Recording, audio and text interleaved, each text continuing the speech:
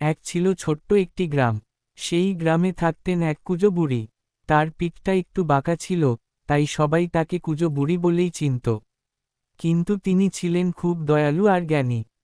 একদিন কুঁজো বুড়ি বাজারে গেল, বাজার থেকে মাছ শাক সবজি কিনে নিয়ে আসলো।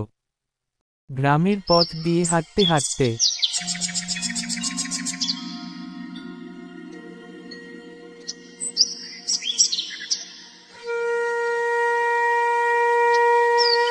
হাঁটতে হাঁটতে কুঁজো বুড়ি বাড়ি চলে আসলো, আর তার নাতিকে মাছ খাওয়ার জন্য বুড়ি তার বাড়িতে নিয়ে আসলো।